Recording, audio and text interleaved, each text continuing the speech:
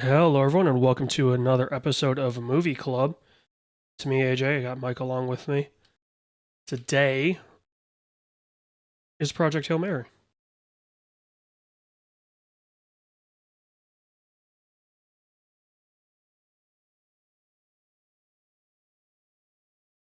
Yep, yep. Don't care.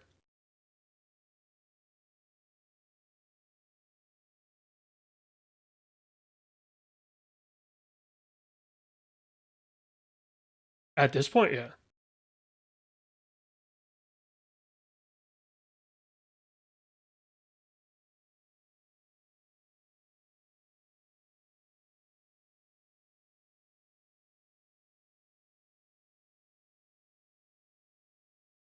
Which, by the way, this is a complete departure from what they've done in the past to this, right? Like, it is quite the jump from Lego Movie to.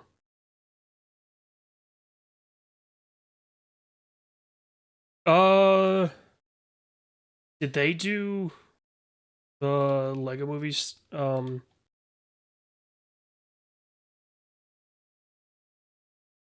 Yeah.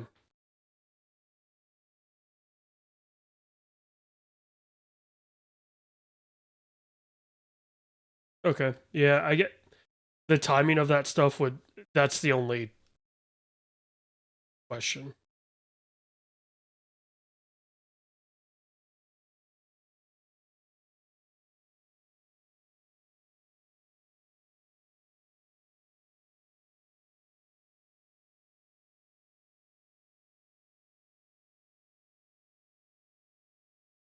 I mean, it's been yeah, 2014 was Miller's last directorial credit. So,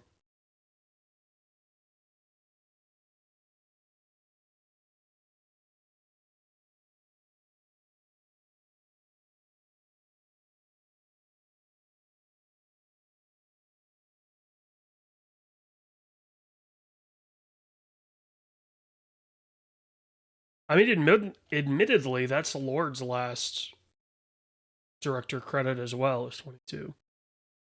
So they definitely went like, "Hey, we're good. Now let's produce. Let's."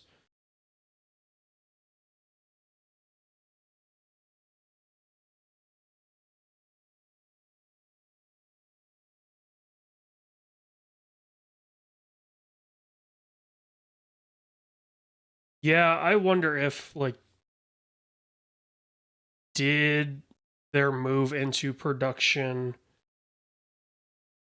with like the Lego Batman movie where then they kind of were the guys making the Lego movies. And then, obviously Spider Verse movies.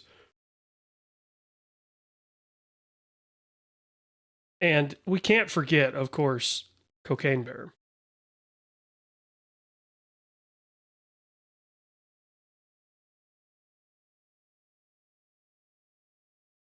Yeah, Cocaine Bear is. Oh, yeah, Cocaine Bear is a great, like, what is it, 85 minutes or 90 minutes?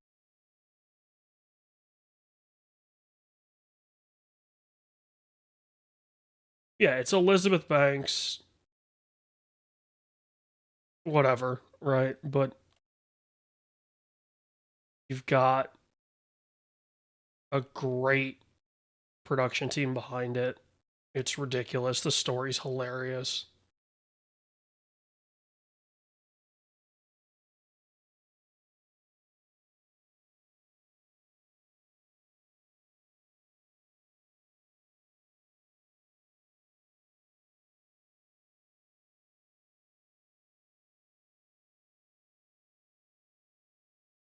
Yeah.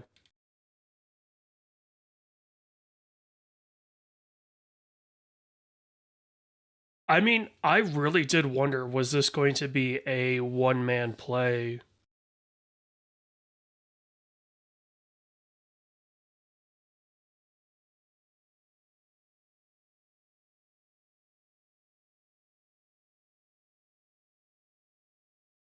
Yeah. Yeah, if we didn't have any of the backstory of him on Earth, yeah. Yeah, that would have been an interesting path, but I almost wonder if giving those interstitials is very important for the fact of like, why does this guy care?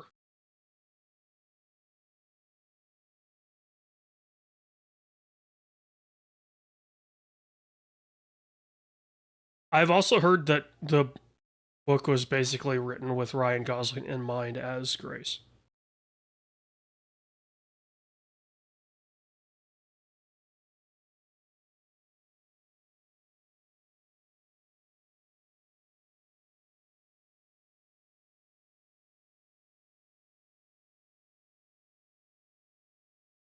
That doesn't surprise me because I feel like that's Andy Weir's thing.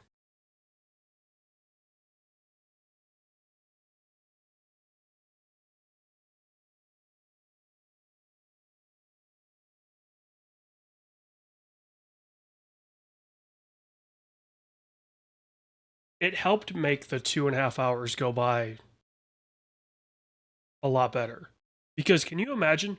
Could you imagine if this movie was portrayed as the book and it was front loaded with all of the exposition?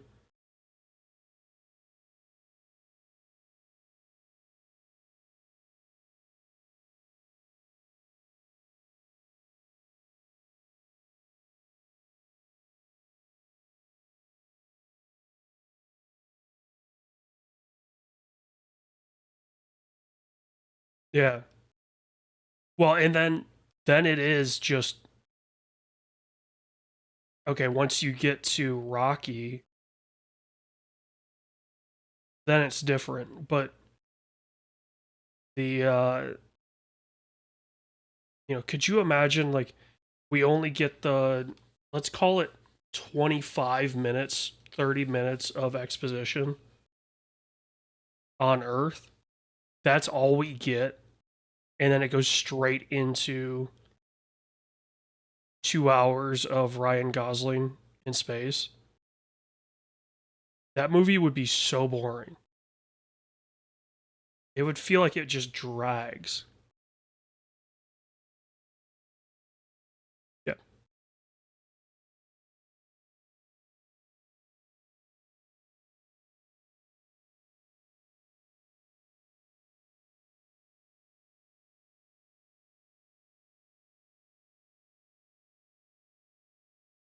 I mean, it's a role that, I mean, really ever since the other guys, I don't think Gosling's really portrayed, which is kind of a serious comedic relief character. The other, not the other guys. Yeah,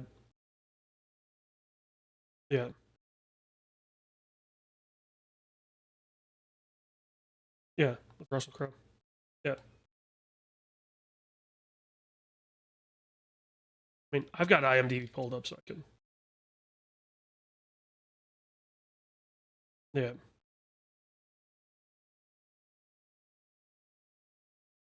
nice guys. I was gonna say it's something like that. Yeah. Um. Because yeah, I mean, he went from Nice Guys to La La Land to Blade Runner to Neil Armstrong to The Gray Man, which was action. Then he got back into his kind of rom com with Barbie, and then Fall Guy was just a weird fever dream. It's not a bad movie, but it's a very hard sell. And then it's like Project Hail Mary is kind of the exact opposite. Where it's like, it's a really easy sell if somebody is interested in seeing a very good performance. Good. Yeah.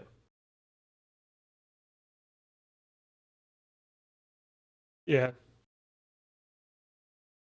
Um, the visuals, like, the visuals of this film are far and away the thing that will set it apart from other sci-fi films.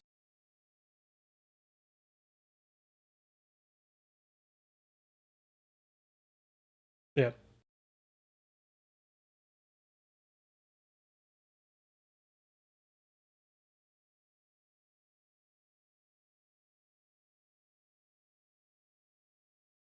Oh, the sci-fi colors, um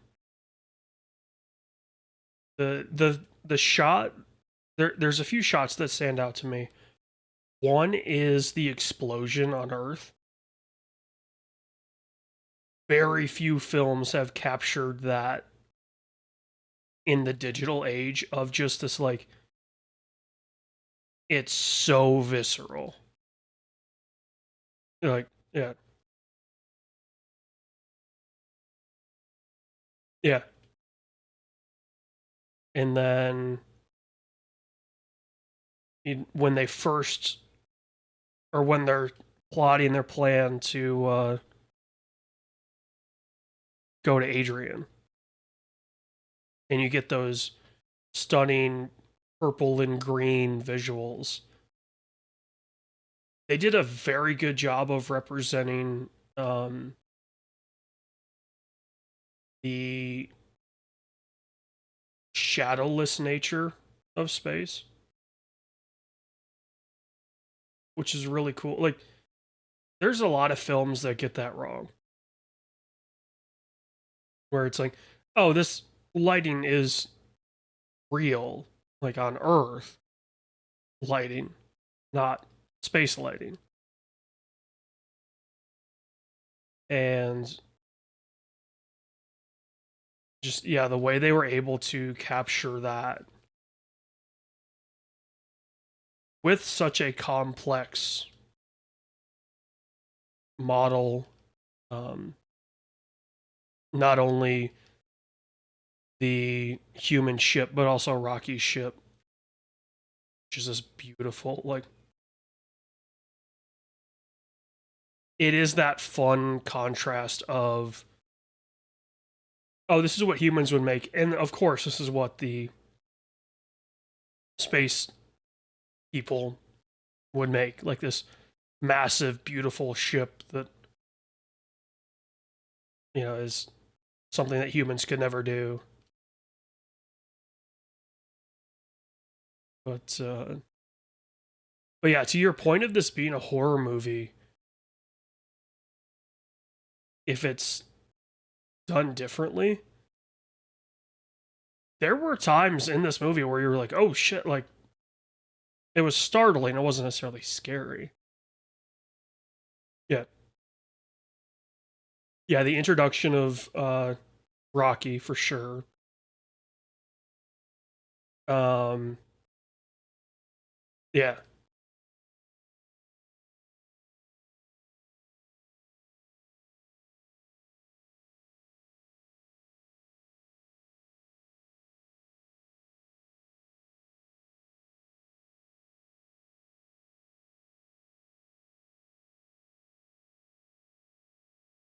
Well, and you think about, like,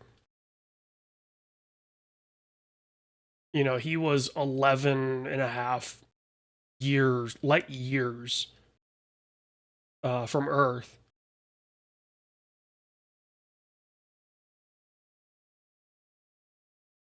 What do you mean?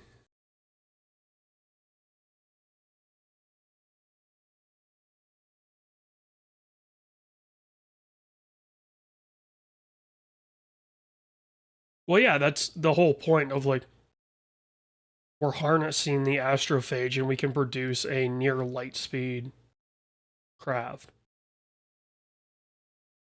Yeah. No, they just say near light speed, which for as much as people love the realism of Weir's projects, he does hand wave a lot of science.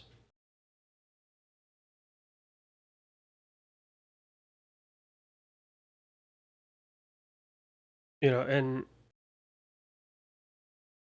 it's like they never really truly explain why the astrophage even exists. It's just like, oh, it's a MacGuffin that.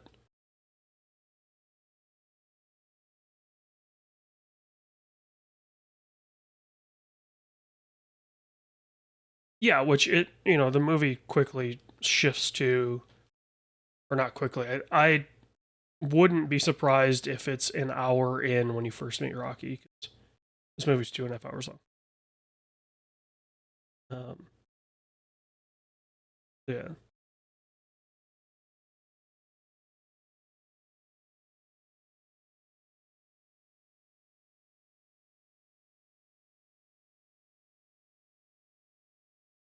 Well, no, that was the climax was him.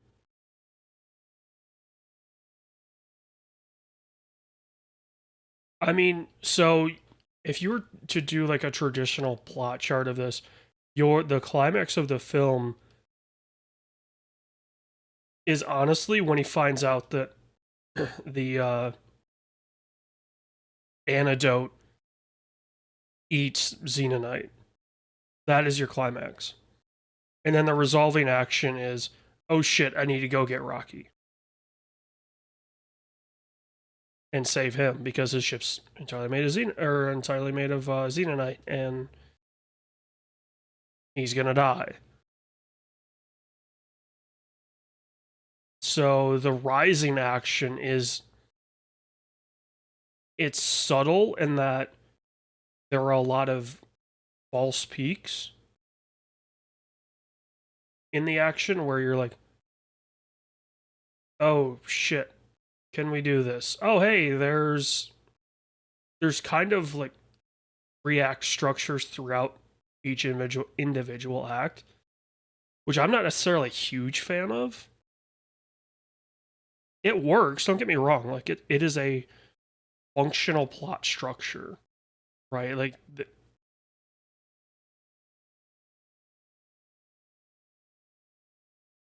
yeah.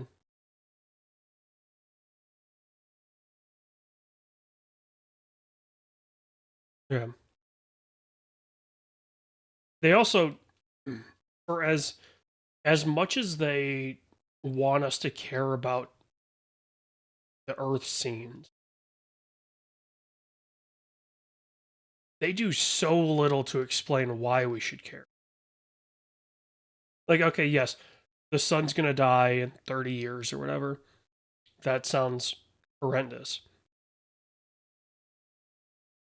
There is nothing. I don't even know the name of the director of the program. I don't think they ever say it. Okay. Yeah. Yeah, just go straight into it. And then like the two astronauts that die on the ship, it's just like, hey, here's their name.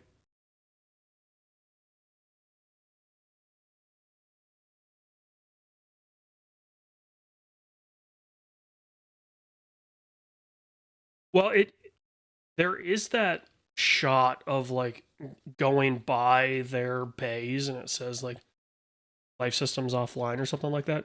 But it would be, yeah. Yeah. Hey Peter. Hey, Peter, what happened? Yeah.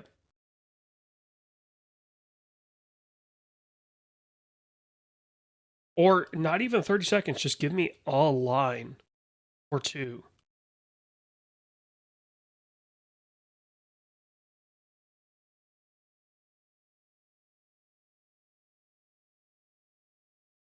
Which they do have a line of like, oh well, we wanted to start his coma early because you're the most important. So what comes from that? Right, like did the other two astronauts just not know that they were like was this a scenario of all right, pilot gets us onto course and then basically just kills himself? Like, yeah. Yeah, they're both in their homopods or their yeah.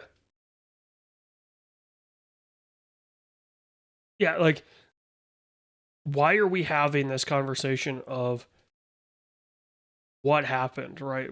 That should have been explained. Now, granted, is it explained in the book? I have no idea. Didn't read the book.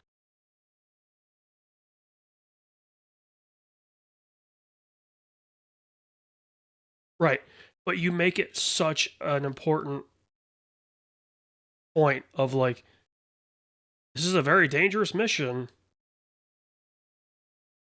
And then we get nothing. Which I did see somebody say, oh, it's a cool point how they show on Grace's arm that he's got that burn. And it's like, oh, it's from Rocky. It's like, if it is, yeah, like they make such an important point of showing it. And it's such a throwaway of, oh, his atmosphere is like phosphorus. That's hot. That's all we get. Right.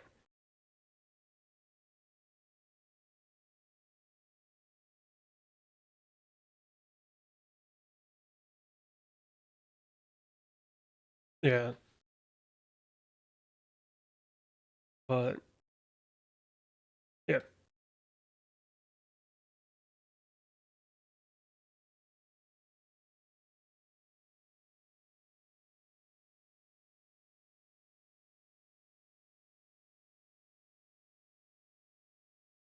The thing that they do not explain whatsoever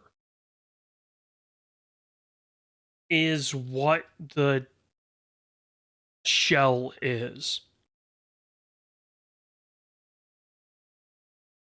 Like,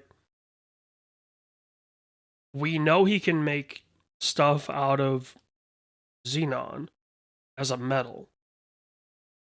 How is he making glass? Right? Like, yeah, there's so much of like yeah, there's so much that's just hand waved. And yeah, like they show okay, his ball geo orb has like a section that is a soft membrane of some sort. Okay, fine, whatever. But when they show the where his airlock is, they clearly show that that is a hard wall.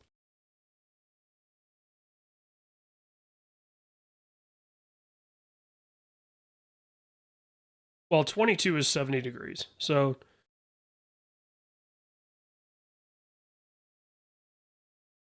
yeah, or understanding of that's okay. I'm going to get on my high horse. How can Rocky understand?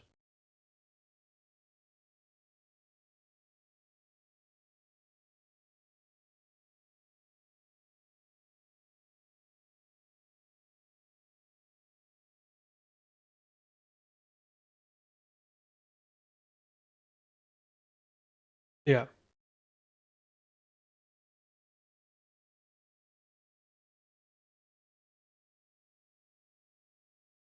Well, if he uses echolocation effectively.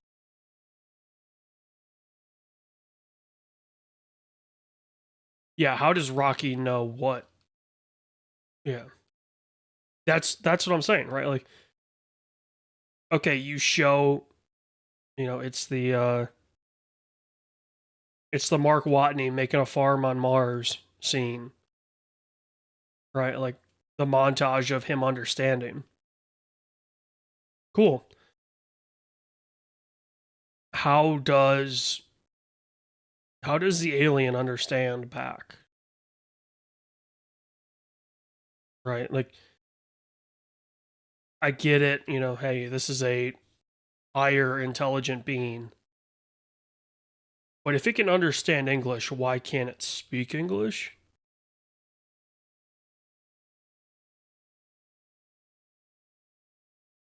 But there's so many scenes where he's just like just going, just talking to Rocky, and you're seeing the back and forth, and it's like, okay, how does he understand? Because if he can understand, why can't he speak it? So,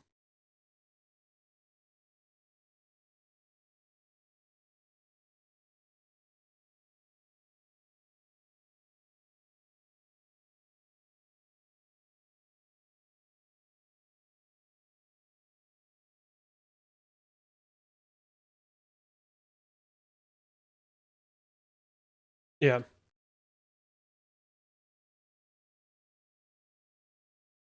yeah,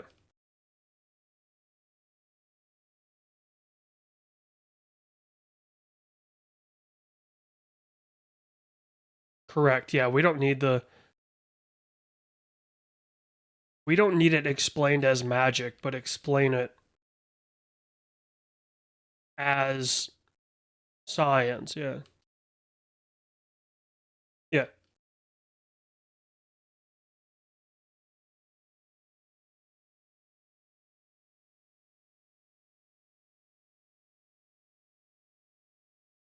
Well, and especially with the whole like the thing that I didn't get towards the end of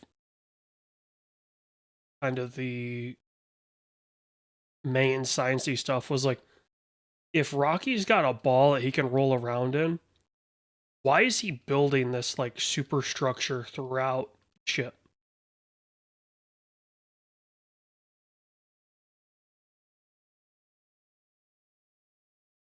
Right, but if it's like if the tunnel only goes like along the main thoroughfares, is Rocky like making a new ball every time?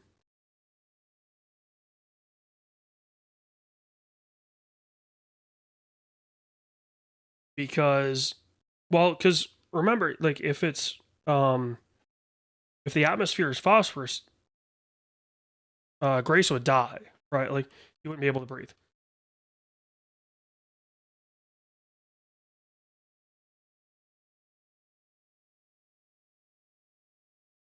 Right.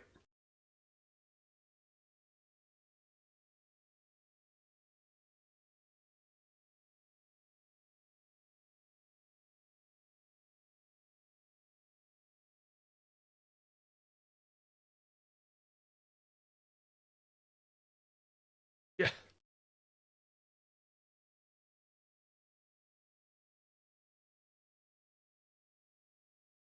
Well, and also, yeah, why did you recreate the world for Grace? Like, yeah.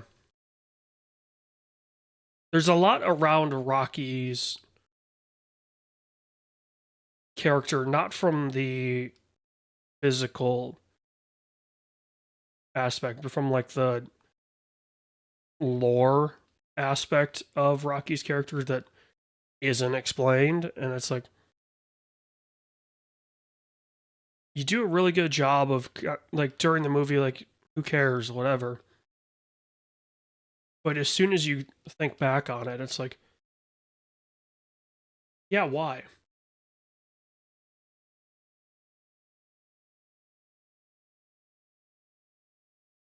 Yeah.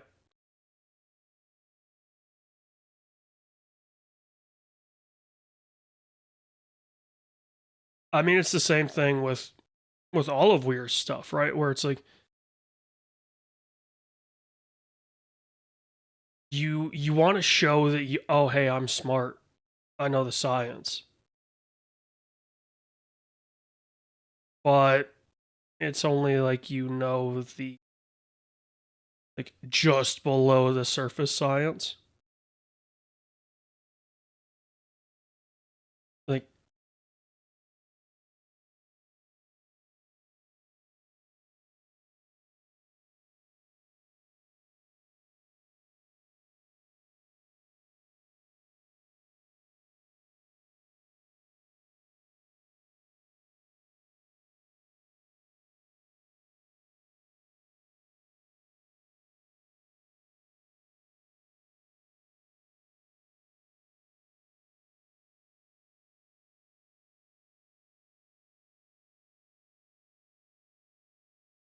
would you count the Avatar movies in that?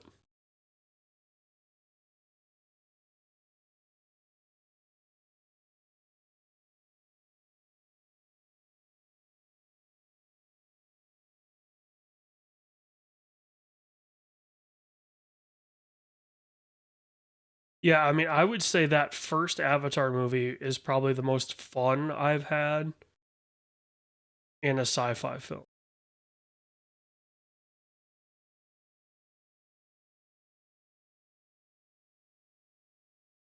Yeah.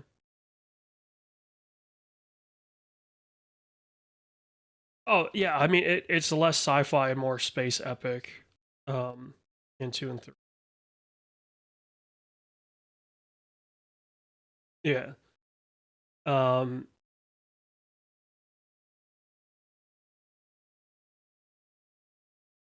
Oh,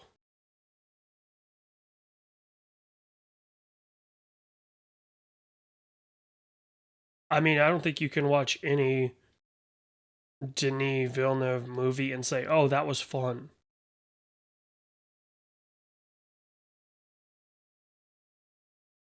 You know, like, you don't watch Sicario and go, "Oh man, that was a fun movie." You watch it and go, "That was intense."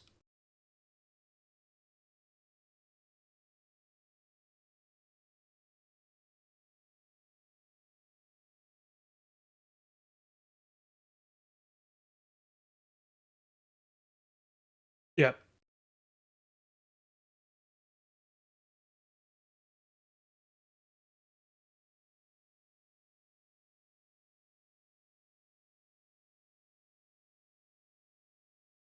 Yeah.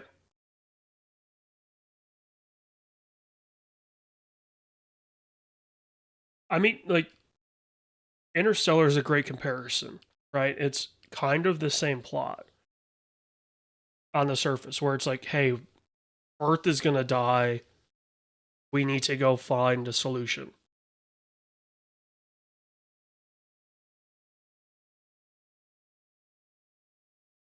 Yeah, this feels like Project Hail Mary feels more like the kind of like a dark comedy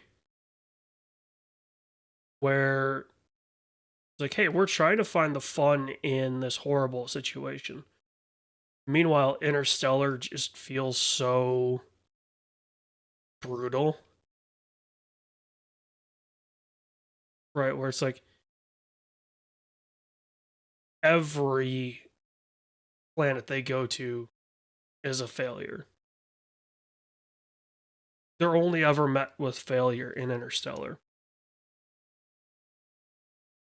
And then he gets that redemption at the very, very, very end. But even then, it's kind of a failure. Whereas this has much more of a happy, like a dark comedy, dark humor where, hey, it's a horrible situation, but there's hope.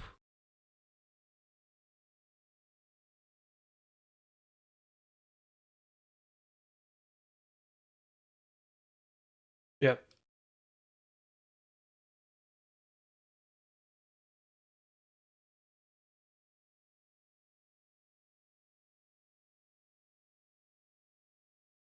Yeah.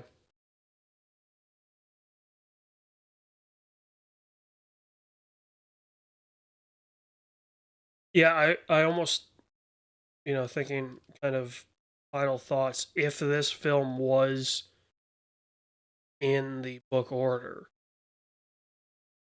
right, where everything on Earth happens first, I think it would be a much more fair comparison to Interstellar.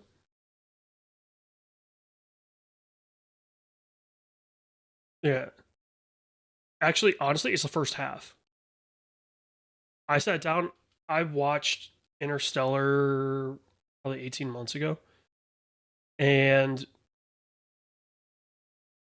the the black hole is like halfway.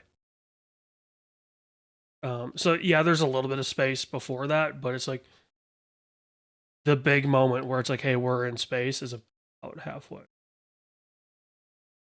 Um, so yeah, I mean, there's a lot of things where I look at Project Hail Mary and go, this is fun. This is a lot of fun. There's a lot of Project Hail Mary where I go, I wish you would one or two more lines would help a ton. And then I I don't know, like I'd hate to say there's a lot of negatives because a lot of the negatives that I have about the film are just those. If you just gave me a line, I'd be totally fine with hand waving this away. But you didn't, so I have to hold that on you because you made that decision not to explain it.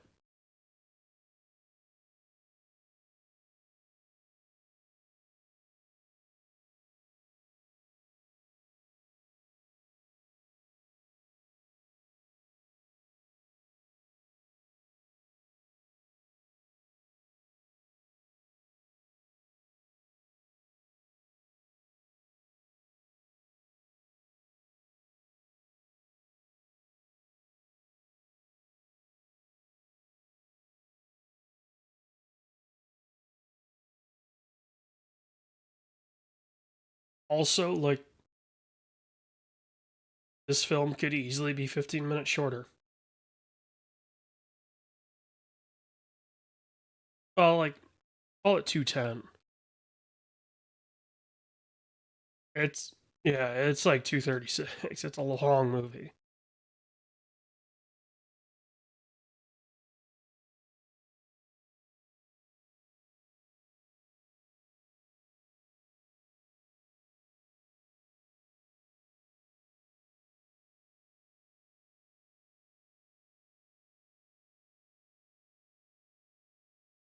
Oh, yeah, they're so important for the reasoning of the character of Grace and his benevolence that turns into hope with Rocky. So yeah, definitely you need most, if not all, of the Earth scenes And then, yeah, you could cut a lot of the middle of the film that you could.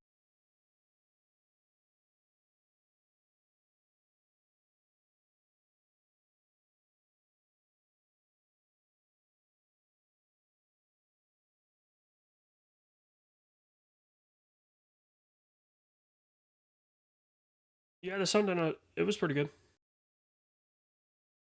Yeah.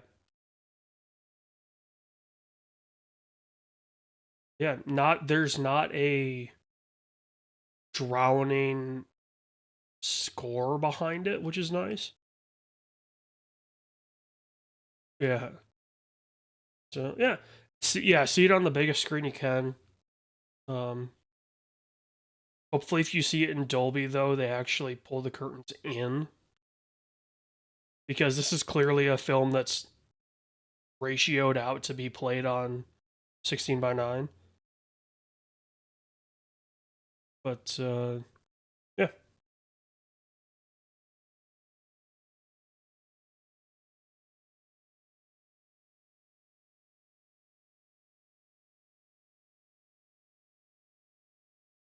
yep.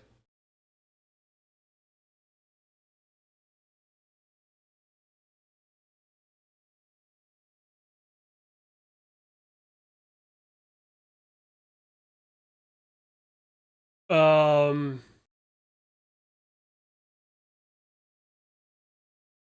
it's a popcorn movie only because it's so damn long. Like, milk duds are just messy. So either you need to eat them in the first minute.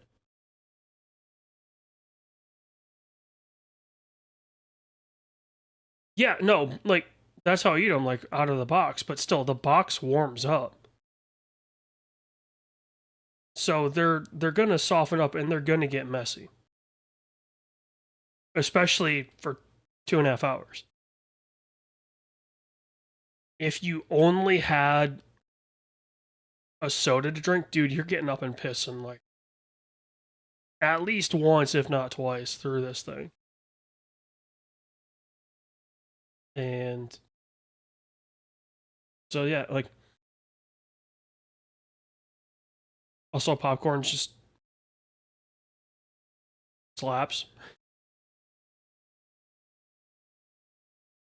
Yeah. Thank you everyone for listening to our discussion about Project Hail Mary. You can check us out obviously on these feeds. We stream every Wednesday. Most Wednesdays. Most Wednesdays. 7 p.m. Eastern on the SWW Show YouTube channel. And yeah, we will see everyone next time.